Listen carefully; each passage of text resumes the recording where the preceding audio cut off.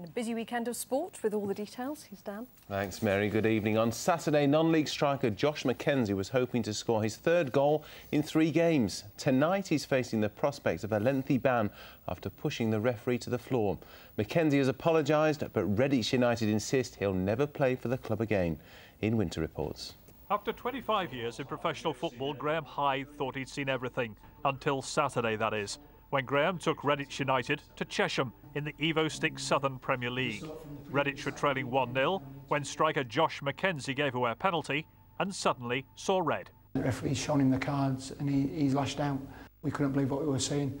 Everybody was in complete shock. The reasons behind it, you know, I'm not sure, and I don't think anybody really knows apart from Josh. So this afternoon we tracked him down to find out what on earth was going through Josh McKenzie's mind when he floored the referee.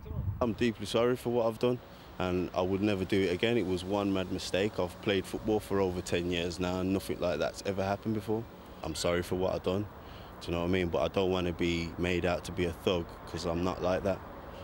Nevertheless, McKenzie's behaviour shocked and disappointed club chairman Chris Swan and his wife Sally.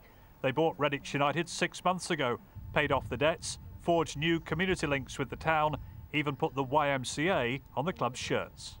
We're astounded, we're absolutely horrified by it. Within half an hour of the incident happening, we basically cancelled the players' registration, and obviously we can't be associated with that sort of behaviour. We just don't want to be like that. We don't want to be related to anything like that at all. And I think what we've tried to do as a club off the field in that 6 months has been very, very positive. At the Referees Association in Coventry, Arthur Smith is all too familiar with stories of match officials being abused, usually verbal, occasionally physical. My stance has always been that if a referee is assaulted by a player and it's a serious assault, that player should never put a pair of football boots on again, so that we send out a clear deterrent to other players.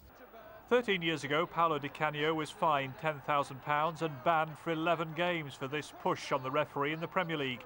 Tonight, Josh McKenzie's footballing future is hanging in the balance after being cautioned by Thames Valley Police on Saturday night. Ian Winter, BBC Midlands Today, Redditch.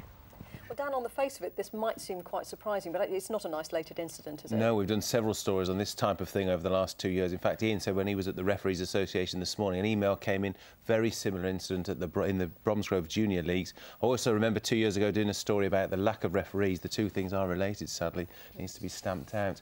Meanwhile, the pressure's building on the Wolves manager Mick McCarthy after